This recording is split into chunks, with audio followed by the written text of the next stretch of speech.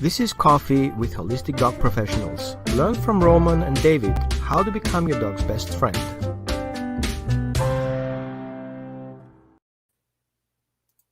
Hi everyone, how you guys doing? Welcome today to our Coffee with Dog Training Professionals. I want to make sure that everybody has your coffee in place and you guys ready to talk about puppy biting.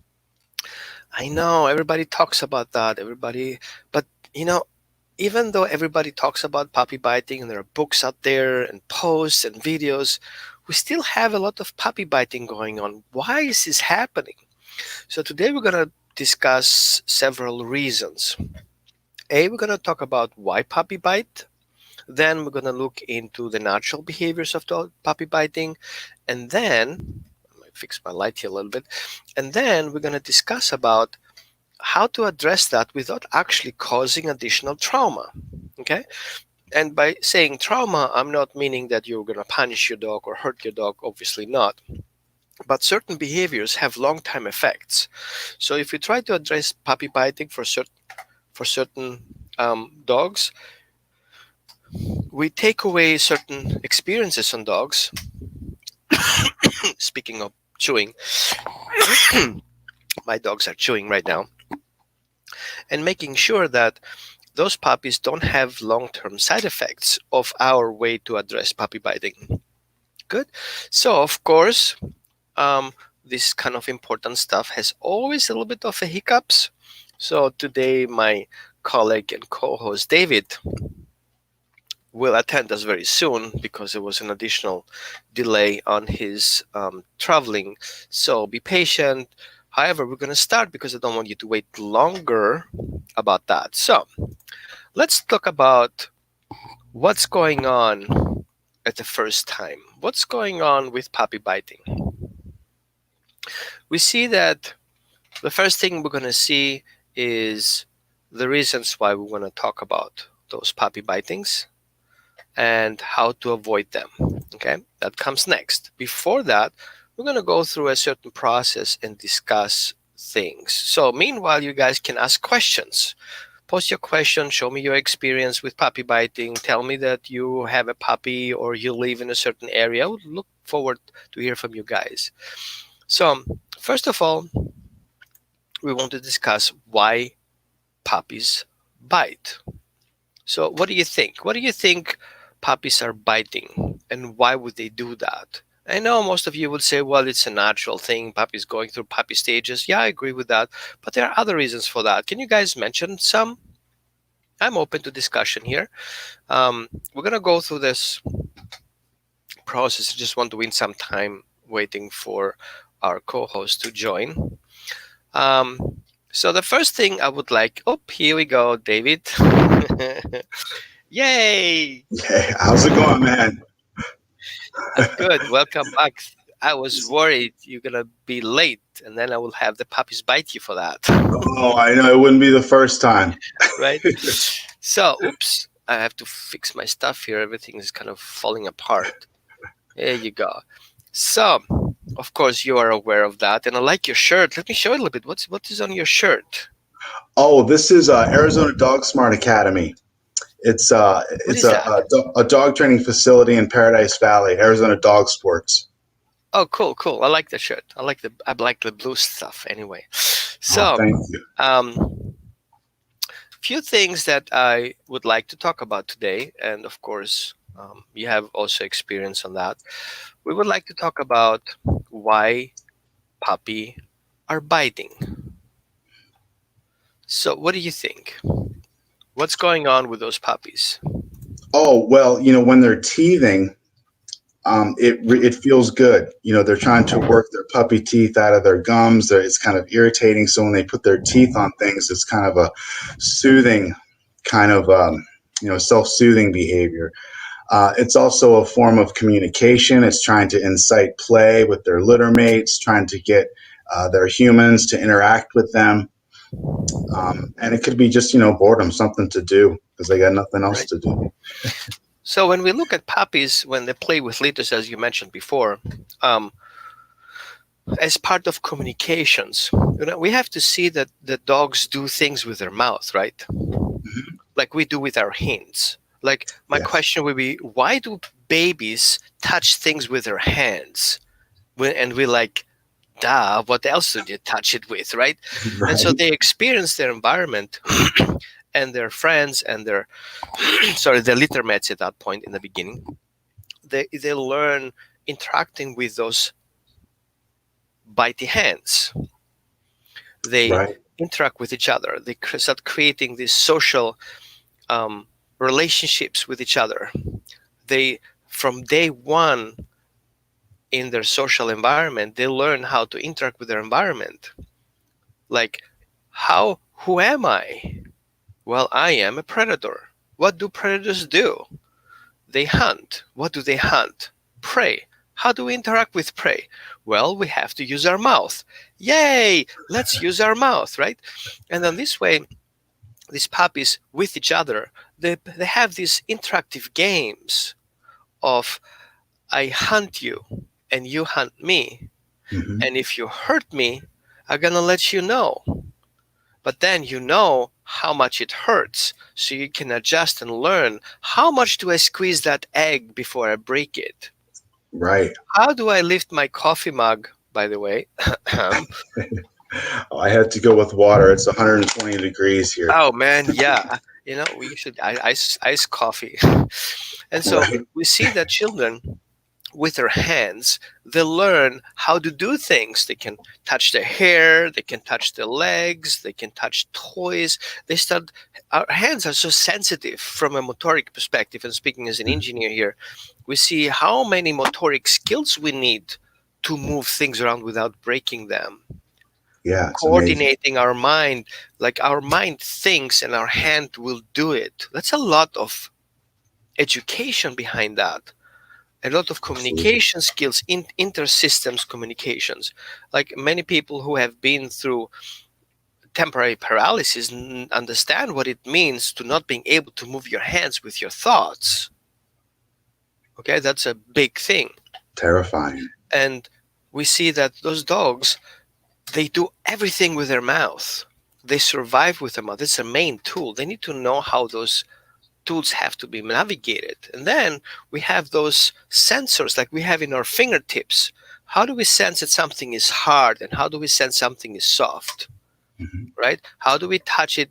How do our soft touching fingers regulate how hard we hold so it doesn't slip on our hands? So these are a lot of informations that we have to process and our brain has to function around that. So if a dog needs to pick up a toy, how much pressure does he need to hold it with his teeth?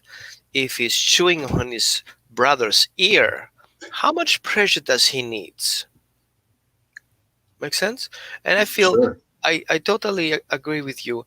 It is to social communicate with other dogs, and at the same time, we need the puppies to learn how to regulate those teeth and those mouth. They have to horizontal and vertical, angles. They have the front teeth to hold on, the back teeth to chew better.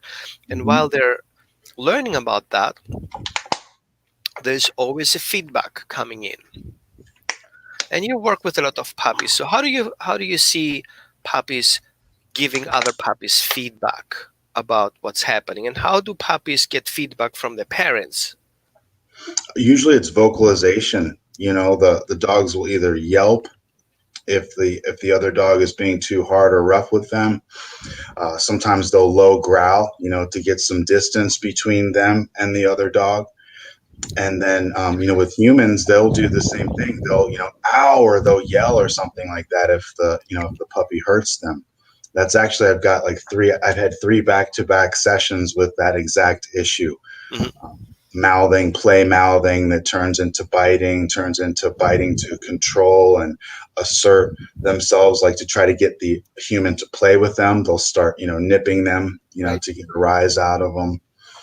Um, and it's very important to not reinforce that by giving the dog anything that they want when they start to demand things with their mouth. Gotcha. So why else do puppies bite? Well, it could be out of fear. You know, Hmm. it could be self-preservation. It could be over a resource, you know, guarding something of that nature to keep something that they think is theirs and is valuable. Hmm. Hmm. Good. So we can say that some behaviors of puppy biting are related to fear or trauma. Hmm. Some are conditioned because it just works. So we have functional behaviors around puppy biting, Right. and especially if there is no control around that, there is no parenting behind that. So there's no regulation behind that. It would just escalate, escalate, escalate. And some dogs actually find it fun because it's interactive. Sure. So if puppies don't have alternative behaviors to do other than that, Hmm.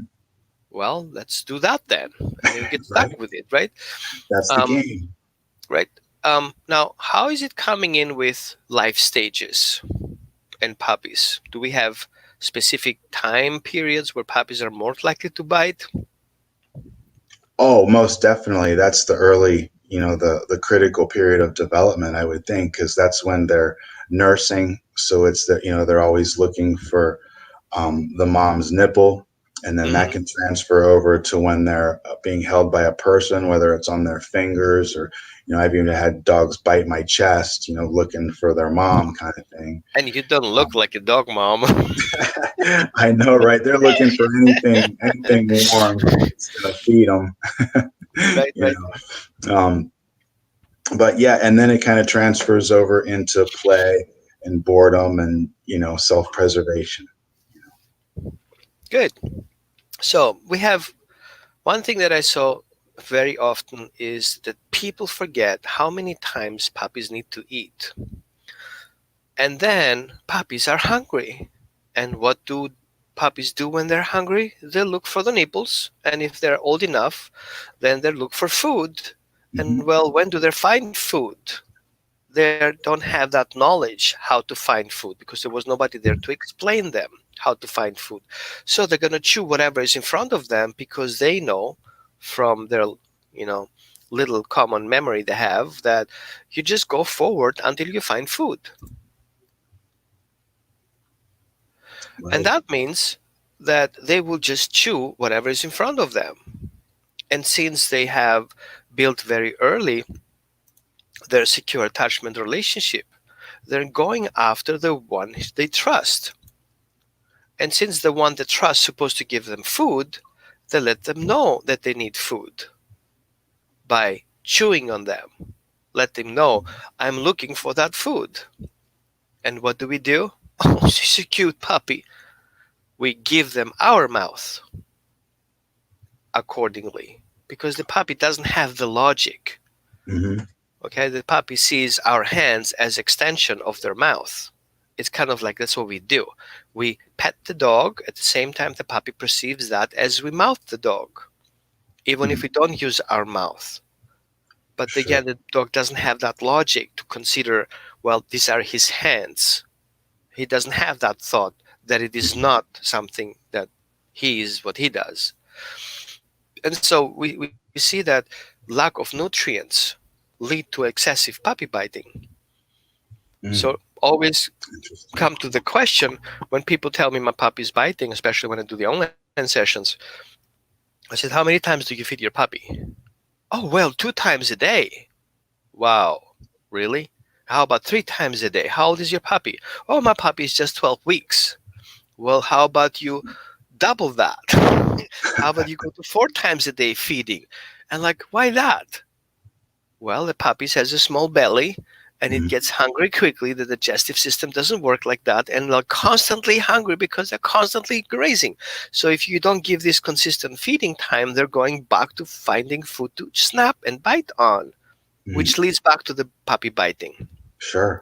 And usually it shapes it off like 30% right off the bat.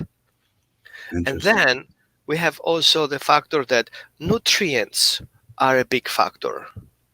So if the puppy, for example, comes from a breeder or from a shelter or from a breeding facility, they're being usually dewormed. But what if we have a contamination and the puppy is back with those worms?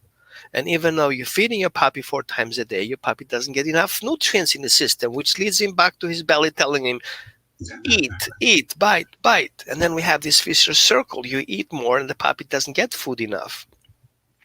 So I feel the first time the puppy bites, we have to rule out the obviously normal priority feeding, making sure the puppy is dewormed. And then we start looking at other patterns. So I made a list here. Where is that? It should be somewhere here. Ta-da! Here you go. So my point is, keep your hands off the puppy, because many people would just go and touch the puppy. It's like, oh, puppy, hands on, hands on, hands on, hands on. What the puppy recognizes is the same thing what the other puppies do, is mouth on, mouth on. So the puppy actually being triggered because of the way we handle it, that we are constantly mouthing the puppy. And that becomes the norm. If you ask the puppy, theoretically, what do you guys do all day long? Oh, we mouth each other. Great. Okay? Then the next thing I would like to say is we have to feed our puppy at least 3 times or 4 times a day, healthy puppy stage food. And puppy stage food, I'm not considering only kibble. We also have raw feeding, and we have fresh food, and we have freeze-dried feeds.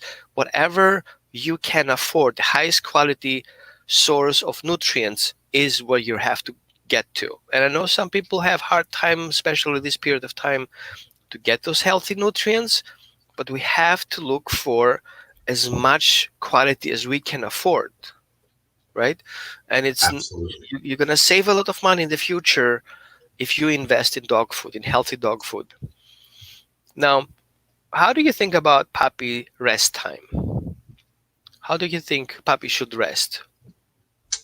I think it's imperative to create a schedule of playtime and downtime, so you can kind of create like an internal clock if you're consistent throughout the day.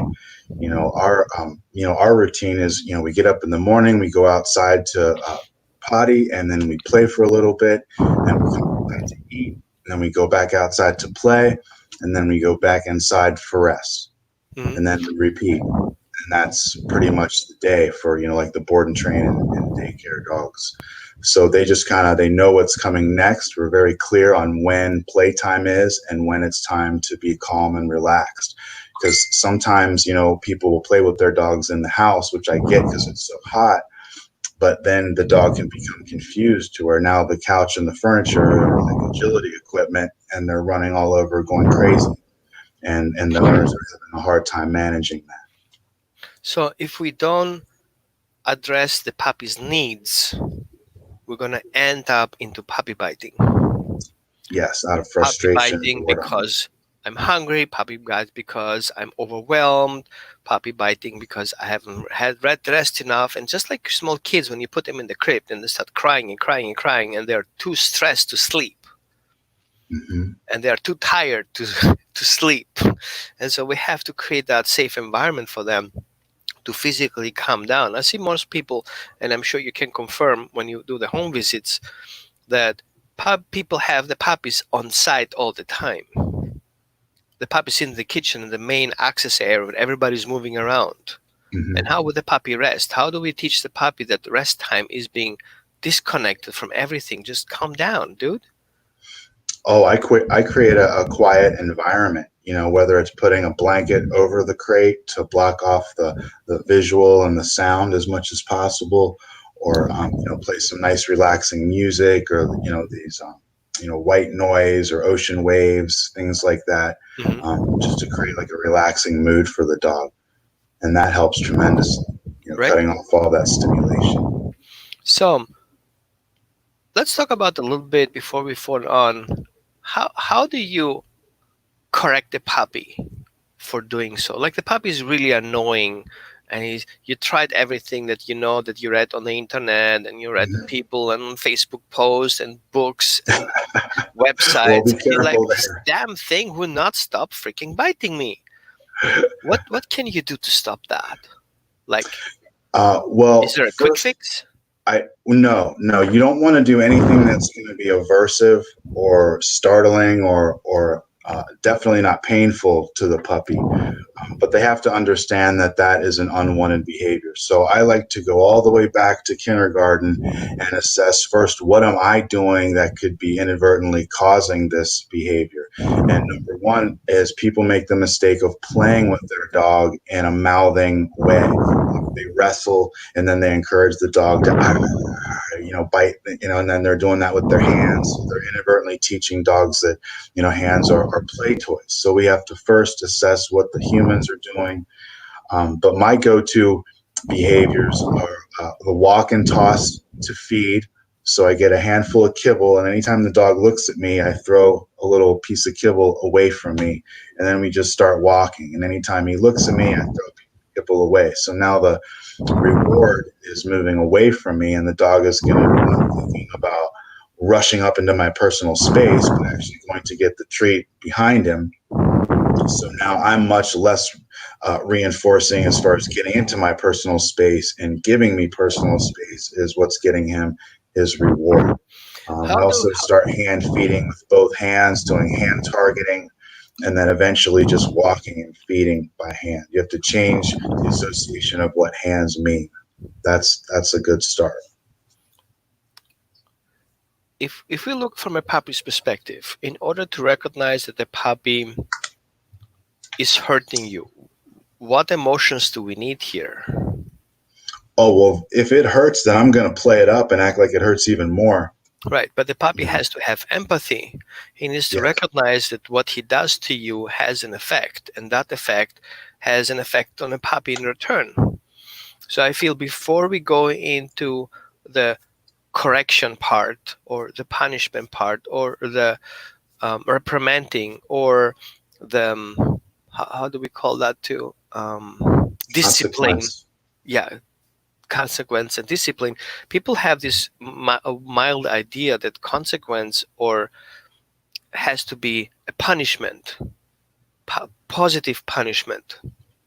Right, like something physical. But without going too deep into the 4 quadrants, we have to recognize that you can be at the outset of those 4 quadrants in animal behavior, and you can go in the center of those 4 quadrants. You can be positive punishing, you can be negative punishing, you can positive reinforcing and negative reinforcing. And we don't have to see that always as a physical punishment. So for example, if I give my dog an aversive behavior feedback, like I don't like to play with you, or move my hands away from it, while the puppy wants to play with me, that will be what? The positive, negative punishment or reward? What would that be? You're talking about removing yourself and the play? Yes. That would be like negative punishment, I think. Correct. So negative punishment is not a bad thing. People think like, oh, positive only, reward only. But in nature, you just cannot have all these things. You cannot just take. The nature will give you a feedback. It doesn't come in as mean as punishing with the meaning of punishment. It comes in as a feedback. Well, if you do this to me, I will go away from it. The way the puppy perceives that information is what makes it positive or negative punishment or reward. So if I want to create that positive play circle, like a social interaction, the puppy has to recognize, if I do this, it will go away. If I do this, I will have more of it. What do I want? I want to have more fun. How do I keep this fun? By being respectful, because if I'm too hard, too pushy, too bitey, too overwhelming, that friend will go away. And I don't want that. And then I have to address it. One thing we should be careful, that we should not offer more or less punishing or reward as the puppy can process. Walking away, looking away, and never coming back is eventually more harming than good. If I don't give the proper feedback, as soon as the puppy stops biting, I have to go back to the positive reward. Right. So the timing is important as well. Not just punishing or rewarding. The timing is important, because I come in too late, I come in too early. And I see all these things that people do. They set up rules, but they're too late to reward too late to give the puppy a feedback. So they yelp ow, but still have the finger in their mouth. They say ow multiple times, but there is no other feedback than ow. Well, what does ow mean actually? It doesn't have no meaning. So all of a sudden, my feedback has no meaning, and therefore it doesn't give the dog a feedback. Right. In some cases, the yelling or the ow, it entices the dog to do it even more. They think it's like a Right. game. Well, yeah, And they because don't. it's an enrichment. Right? They got nothing else to do. They're bored. Give And them I a see, game. and I'm asking our audience too, guys, ask questions. Like, why not asking questions so we can answer them right there on the spot as we go through the process? So the question is, how many of you guys have tried everything? I put it in brackets, everything, but unfortunately, those timing was off and they didn't work. And I see this all the time. Well, I have tried everything. You don't tell me anything new. Well, what was your timing? Well, I told him, like, how long ago did you tell him? And after you told him that you get hurt, what was your feedback after he stopped hurting you? Were you mean and upset about it and still walked away? How would the puppy know what to do with it next? Right. And so if we see how adult dogs play with their puppies, like parenting in real time, and unfortunately, I don't have a video here. Maybe some of you guys can show up a video in quickly if you guys have on YouTube or something, a link or have a video of you guys playing. Please post in the comments so we can see it and we can discuss that. I feel we should look into how puppies interact with adult parents. Maybe you want to talk about that a little bit. I'm going to see if I can pull something up. Sure. Well, it's interesting that puppies will respect adults and they will not respect children the same way. You know, children really encourage puppy-like behavior, chasing and wrestling and being physical with each other. So it's important to understand when we have a puppy that's mouthing or perceived biting, we have to look at what everyone is doing in the family to maybe possibly accidentally encourage that type of behavior. So if we can look at the mechanics of how the humans are engaging with the dog, because it's really cause and effect. You know, what we are doing, the dog is responding to. So if you change what you do, the dog is going to give a different response, but it has to be consistent across the board amongst everyone in the family. For example, if we're trying to stop a dog from jumping and some of the family members are encouraging give me paw, shake, high five, or even jump on me when I come home, you know, then the dog's getting mixed messages and is very confused because they're getting corrected for something they're being asked to do and rewarded for. So consistency in the family is most important to change behavior. And then coming up with alternative exercises that the dog can do other than mouthing. You know, so nobody's encouraging play mouthing with the hands. Hands are something to be respected. Hands are something to follow direction and to get fed from. You want it to be as valuable as a primary reinforcer. That will give you the ability to direct the dog into wanted behaviors. I agree. I totally agree. Let me share a screen here that I have. It's about a puppy, a German Shepherd mom teaching puppies bite inhibition is the title of that YouTube video. It's about a minute and a half long, but it's kind of interesting.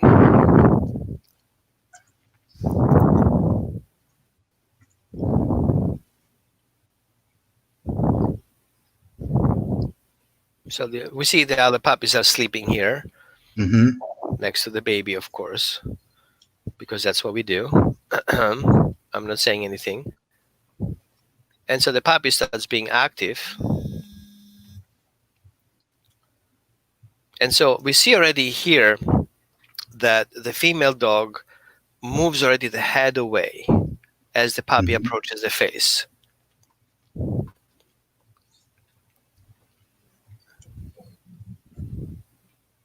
And the adult dog already protects the puppy, the baby. So we see that the dog here are playing around a little bit, but the mother is also protecting the baby at the same time. So it's not a very perfect video, but we see that the puppy's chewing on stuff, chewing on their mommy's legs, and she just let it happen for now, as long as it doesn't hurt.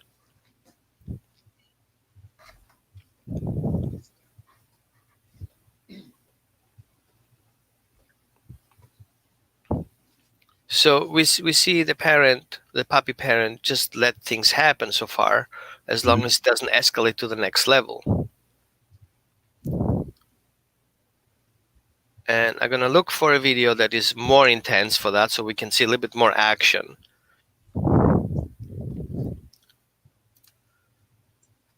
So what do you think about that so far? Well, that's the mother, and that's the puppy, right? The puppy's mom. Right. Correct. Okay.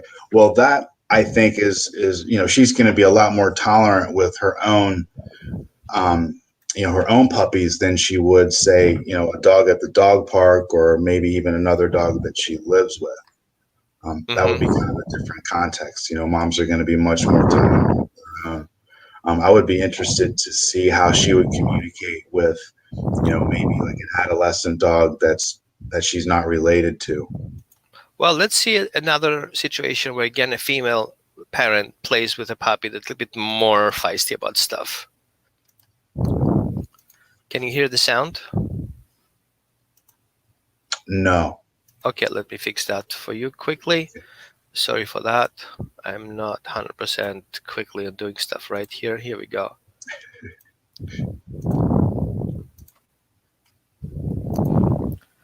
Now here we have a little bit more feisty puppy. He's already chewing on mom's nose and eyes and ears. There you go. And we see that she's just taking it, right? Oh, here we go. So we see suddenly the puppy was too much. We have an adverse response. The puppy, the female dog, moves her head away from it, like, don't do that. And now we have a little bit of controlling of her head. So we see the head becomes kind of a tool to move the puppy's head away. And again, a response. There's a little mouthing, trying to control. Yeah. Good. Okay, that was not an alpha roll. Don't get confused about that, right? It's so cute. You cannot look away from your hand automatically goes to that puppy, right? I know, right? So it's going to continue a little bit. Let's give it a little bit of a speed up here. There you go. Now it's chasing that tail. And she's observing very closely. So she just lets things happen as long as so that's a positive reinforcement. So the puppy continue to offer that behavior because it's totally fine so far. And it's really a young puppy, right? Oh yeah, she's like what, 6 weeks or 8 weeks or something. But you see how early puppy stage parenting starts, very early, from day one. Right? It's not something that you teach after the puppy is adopted. You don't do that by the end of the whole story. You do it in the very beginning. Yeah, and when you see dogs that have issues, that gives you a pretty good idea that the early stages, they were not the best for them, where they didn't get a chance to learn bite inhibition or how to have a proper conversation with dogs, or in some cases even learn that affection is a good thing. Some dogs don't even like to be touched because they never learned that it was a positive thing. So, proper socialization during that critical period is imperative with their litter mates as well as humans. So again, routine and structure is important. So if there are no routines in place and no regulations in place, and there is no structure in place, the puppy would just escalate and escalate and escalate until it hits the upper top, and then we call it biting and hurting and drawing blood. So I see this, how it goes up and up and up and up until we get hurt and the children get hurt or dogs get reactive, and then they respond to the puppy aggressively because that's the only way to stop it. Right. So puppy biting is not something you let it happen and then try to fix it. You have to consistently train the puppy to puppy mouth normally, educate himself about how to use his mouth without hurting. So I would say the best way to address that is to let the puppy bite you. Let the puppy play with your hands and let your puppy know when that teeth that touches your skin goes to the point that you feel it. The moment you feel his teeth on your skin is where you have to address it and give your puppy marker, ow, that hurts. And the reason why we have a difference between a physical puppy parent and a human puppy parent is that the dog parent, as a physical dog, has a different tolerance of biting than we humans have. Like a child have, his skin is different. We are most likely to get hurt because we don't have this fur on us. We're pure skin. Right. And if we don't give that puppy feedback, he will never learn how much it needs to hurt us. So if I teach my puppy that hurting is only if you draw blood, that puppy will have this draw blood upper limit. If I teach my puppy that touching my skin already hurts, that will give me a lot of buffer safety feature. Mm-hmm. That if the puppy really wants to hurt me, then he will never penetrate my skin. So Yeah. I feel we should never, never, ever not letting the puppy bite us. But if we want to teach the puppy, we need to teach him how much we tolerate. How much is it acceptable to be touched? Because puppy need our hand to move our hands to show us, oh, I want to go outside, or don't touch me. And the puppy has the right to do this with his mouth, to tell us, don't touch my hand, or don't touch my neck, or I want to grab my leash, without destroying it, without hurting anyone. So, and the other part, of course, is puppy proofing. Puppy proofing not only cables and tables and counter surfing, but it's also puppy proofing the grandmother and puppy proofing the child that's there. And I don't think children under 5 years old should be left alone with puppies because both don't manage themselves well. They don't understand timing. They don't have skills. So how do you deal with a child that is less than 5 years old? That if you tell him don't do that, he's like, huh, what? How do you deal with those cases that come to you? Well, when I was growing up with my grandma and all my cousins, it was all supervised time. She was very clear on how to behave around the dogs, what to do, what not to do. And then the dogs or the micro dog, he would just be put out in his dog run when she couldn't watch us together, but we weren't alone with him when we were that young. And when we were, if it was a situation where it was a really young one, like 2 years old or smaller, the dog was on a leash, being walked through exactly where they're supposed to be in relation to the children. Also using puppy pens and play pens, so you've got a nice divider between them. Mhm. Everything just has to be very clearly facilitated, almost as if you were managing children around a swimming pool. It's got to be that type of supervision Yeah. because anything can go wrong. You turn your back for a split second, that's when something can happen. And we have to recognize that puppies learn through interactions and learn through social experiences. And if they have a certain amount of experience, then they have to sleep over it so they can remember it. Dogs don't have a logic like we have. They don't make logical conclusions. What they do is they remember things. They remember different versions and actions and interactions and locations and environmental factors. And in order to that to be processed, a young puppy that has not all this capacity in his brain yet, because that is also still in development, we see that the puppy needs to sleep over it, dream the things that he doesn't need away from it, and keep the important things out of it so it helps him survive and thrive in his life. So we keep those interactions with puppies or people or babies or children very short period of time, maybe 10 minutes, 15 minutes, 20 minutes supervised, and we do other things in between. And so we have this broad phasma of education around that. It's not just playing, biting, sleeping, eating, pooping. It is biting, interacting, walking, socialization in general, with the garbage bin, with the chair, with the door opening and closing, with the doorbell, all this other stimuli that triggers the puppy to do a certain behavior, plus feeding, plus resting, and plus sleeping. That comes in together. We cannot just focus on one thing. Right. People get drawn into the idea of obedience, obedience, obedience, obedience, and they lack on the other 90% of things that they have to do, which an important part, maybe 60%, is biting experience. Yeah, that makes sense. It's just, it's really hard to think of everything. Dogs are so quick and, so fast to respond. It's hard to be, I always instruct my clients to be proactive, think ahead, anticipate Yeah, what the this dog is proactive going to thing is do. such a magic word. I appreciate you mentioning it, because if you're not being proactive, you're going to fail your dog. And so we see also that feeding, chewing, and hand safety comes in together as one piece. And I see people says, your child have to feed the dogs.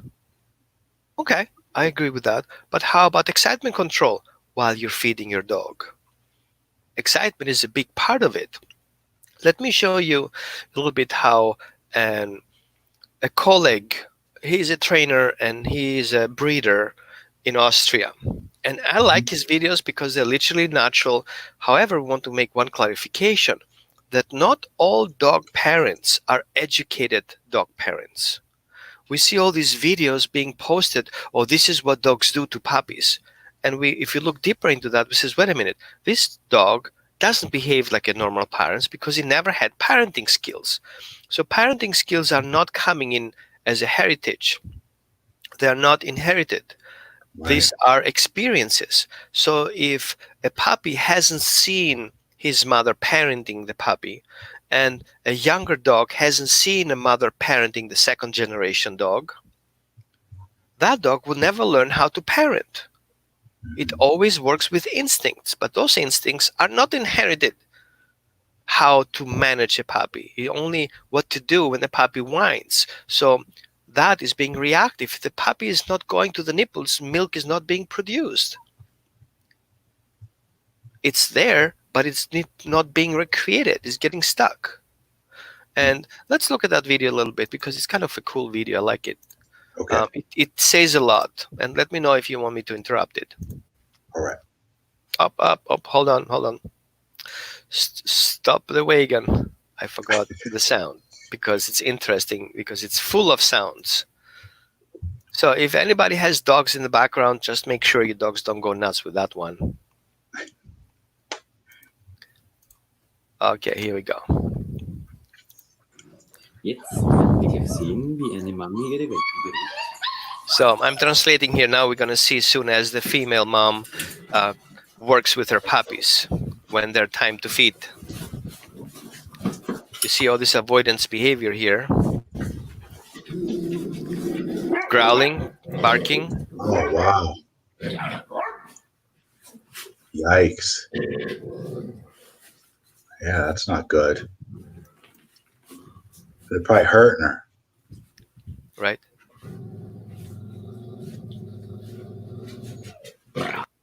Okay, now, I know it sounds excessively aggressive, but hold on for a second. Let's go back a little bit and watch the whole process again. So the dog comes in.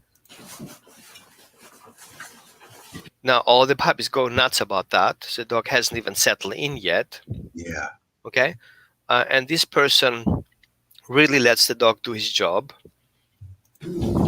Now, we have already the first growling. So it's an educational part. If you do this, growling will be the response. The second is, if you continue doing that after I growl and bark, right? Yeah. And if you continue doing this after I growl and after I bark, I will move away from it.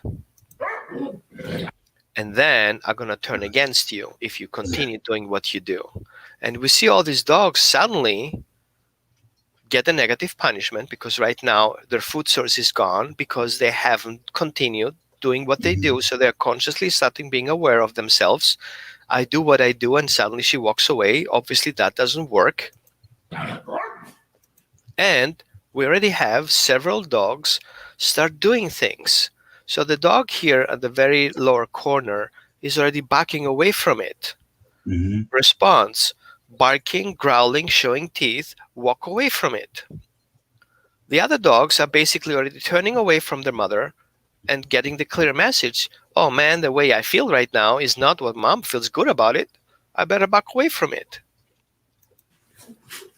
And then we have a couple of repetition. Now we see the mother getting feedback from the adult person.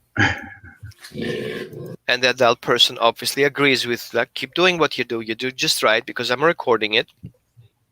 And we see all these small puppies. Look at the first puppy on the very lower that backed away.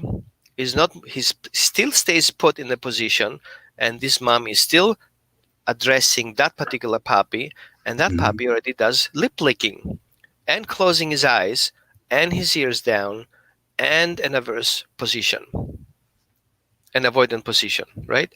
Yeah. And the other puppy right above his head is also lip licking. So now we have natural feedbacks. So the mother recognizes how the puppy respond accordingly, and she adjusts accordingly her disposition to particular puppies. It's not just a general idea to, hey guys, calm down. Now she's talking to a particular dog. And now the puppy responded by turning away his head, which was the feedback to the mom. So we see kind of in 3 seconds, she's managing 13 puppies like off the bat. Mm-hmm. Now we see already puppies shaking their head. Right now, like shaking off is a trauma release, a natural trauma release. It was an unpleasant experience. I'm going to shake it off. But at the same time, I recognize that my behavior was not appropriated, which caused me to feel this way. Mm-hmm. See, everybody shakes his head off. Everybody. Good. And what happens is all of a sudden the whole system calms down. The growling continues because still puppies are moving around.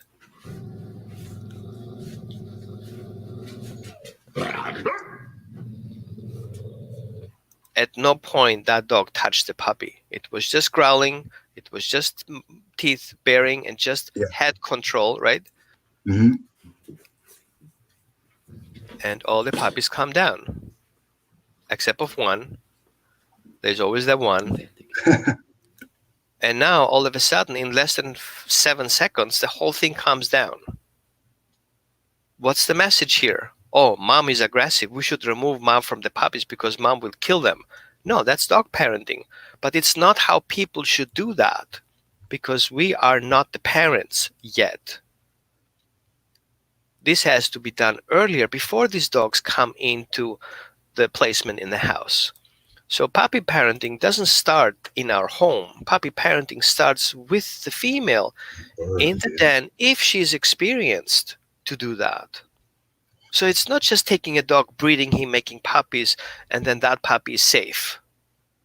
Did she eventually let the dogs feed after that? She did. Let me see if that will be shown in the end. Yeah, I think she does. It's an old video, but let me share the rest of it. So you're right. I haven't finished up the whole thing. Let's go.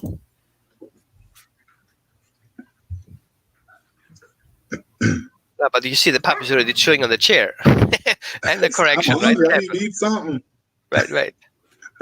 And everybody shakes it off. So there is no aggression. It's just parenting. Mm-hmm. You see that? The puppy went down, but I'm not done yet. Now everybody comes down, and likely she will lay down and have everybody to come over. Here you go. Now she makes herself comfortable, and now she comes down, then they will come over. Let me make it a little bit faster here because it takes a couple of seconds.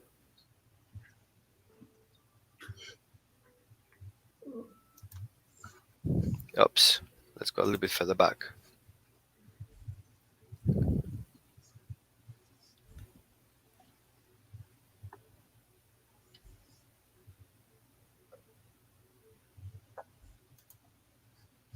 That's it for now. So that video doesn't really show. Let me finish that.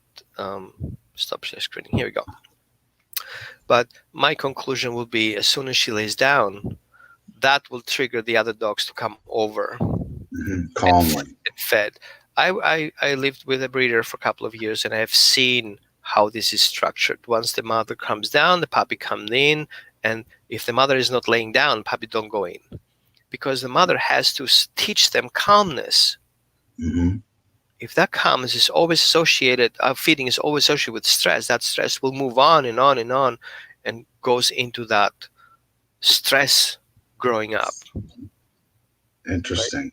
Right? Yeah. So in a way, it's kind of like what we're doing is we're, not rewarding excited states of mind. You don't want to give the dog a reward when they're jumping and going crazy and demanding it, which is what the little puppies, in a way, that's what they were doing there. Right. And she's not How feeding. old, Julie asked, how old do you think those puppies are there? Oh gosh, that looks early, maybe like 4 weeks or something. Yeah, 4 Not to 6 sure. weeks, somewhere in between. Okay. Before 6, before they're weaned off. Yeah. So the next thing we're going to look for here is when we teach children to feed dogs, it's not something that should be unsupervised. Mm-hmm. The dog should eat normally, like normal dogs should eat, and children should not take the food away from it. Because what we teach is that somebody will come and take your food away. And that causes other issues. So I do not agree with that. However, once the dog is done feeding, we can still have the children offer food in exchange. When the dog wants to come over, get some food. So that interactions, I'm not challenging your food. I'm here to offer food. And that concept prevents for dogs seeing children as a threat. But not only our children, but other children will have the same age and the same behavior.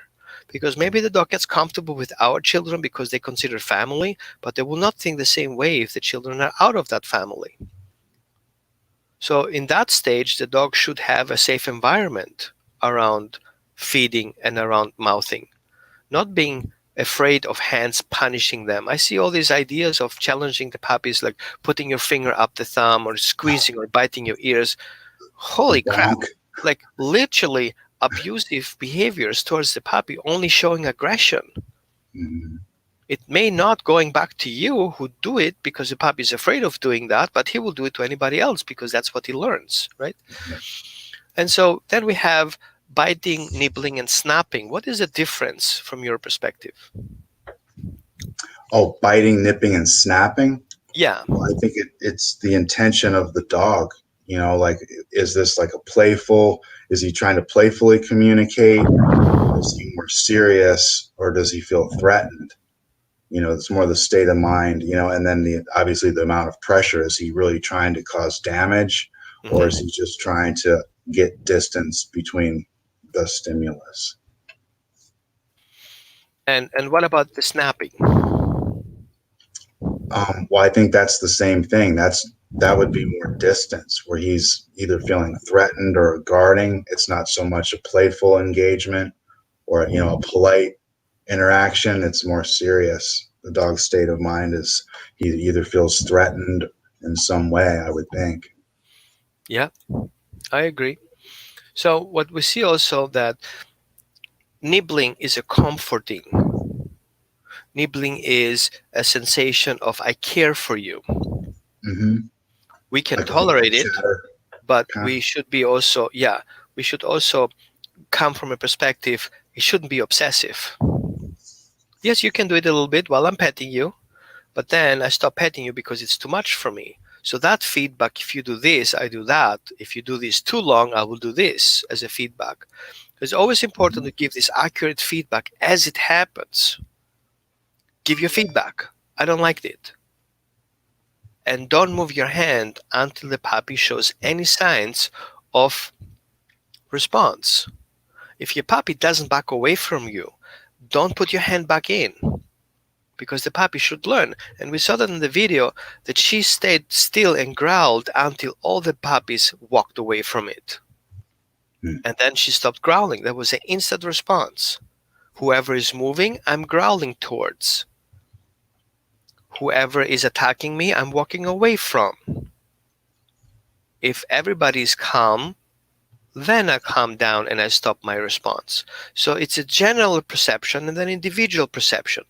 So how we direct our response towards the puppy, if we have multiple puppies, like 2 puppies that we play with, these are things that we have to regulate, right? Hmm. So did I miss anything? I don't think so. I mean, as We far pretty as much covered mouthing and everything, right? biting, what's that? We pretty much covered everything. I believe so. Yeah. I mean, we always, the first protocol is for, what I was taught is rule out health and make sure the dog is mentally and physically sound. Make sure that the reason why they're doing this behavior is not medically related, Mm-hmm.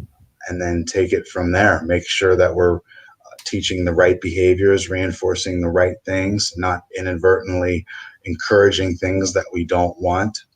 Right? Because in the end, it really boils down to human responsibility and what we're reinforcing. That's what we're going to get back.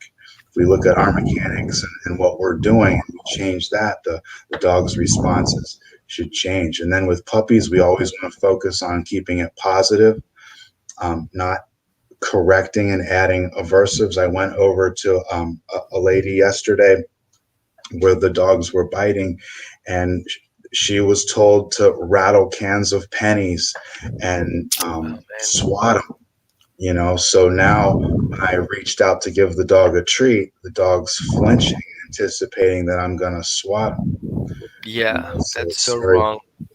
right. It's very important to understand how they learn by pairing something that's not important with something that's very important. So hands should always be a good thing and something to be respected and not feared. So yeah, my recommendation to deal with the puppy mouthing and biting is hand feeding, both hands, keeping it Mm-hmm. positive, being very calm, not getting too overexcited. So we're rewarding that excited, frantic state of mind. That's going to lead to more mouthing and biting. If you can keep the dog calm and focused on a target Yeah, and yeah. keep it upbeat and positive, you're moving in the right direction. I so appreciate you because we really captured pretty much everything. I'm trying to find a video that I worked in the past. That was a tough one. So he was literally a shark, and he would not. That was not a happy puppy in any means. Mm. And so I had to really think out of the box, and I had to literally start from scratch because that puppy would just not stop. And so I brought him a toy, and so I imitated a puppy brother or puppy friend, Mhm. and that would be a distraction. Instead of going after me, he should go after the puppy. So I would be able to observe a little bit his behavior and his tactics and start being better in my timing. So I got a shark, a baby toy shark. And so I used the shark to imitate that puppy play with Mhm. the other dog. And that basically gave me enough time to observe the dog and his behavior and then do a response. I think I should find that video soon here. Oh yeah. And then I thought maybe I should start teaching him some basic commands because he would just go after everything. Good. So let me pull that video up here.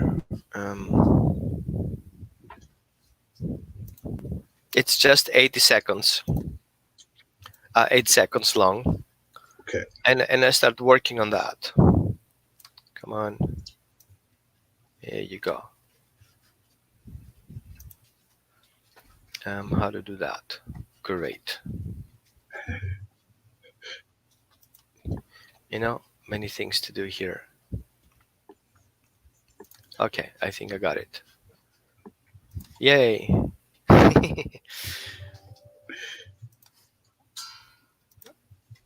Okay.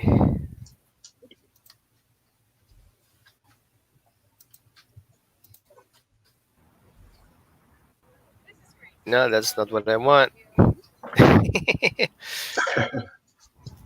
Oops. Here you go. Yep.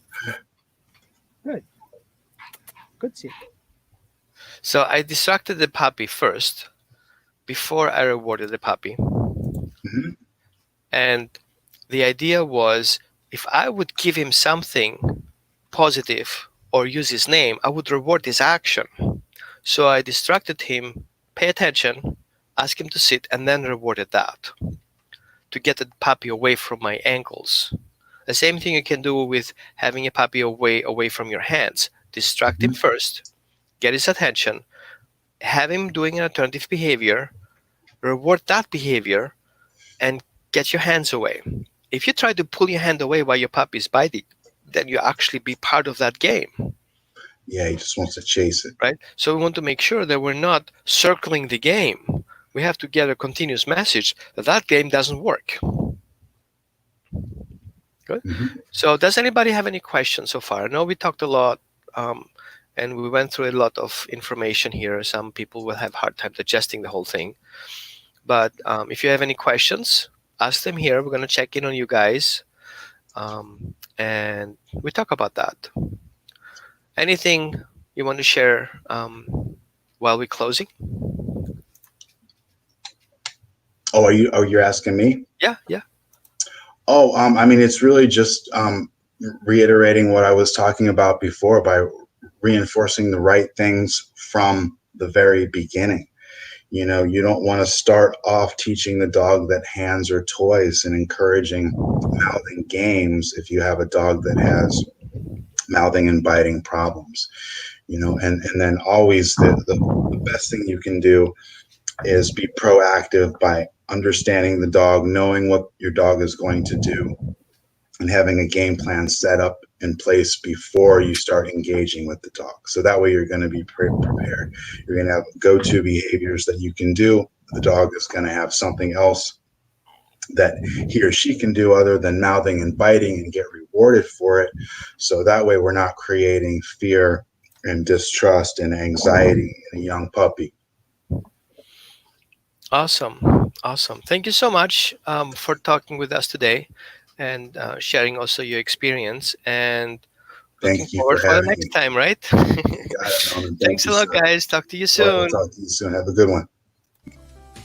This is Coffee with Holistic Dog Professionals. Learn from Roman and David how to become your dog's best friend.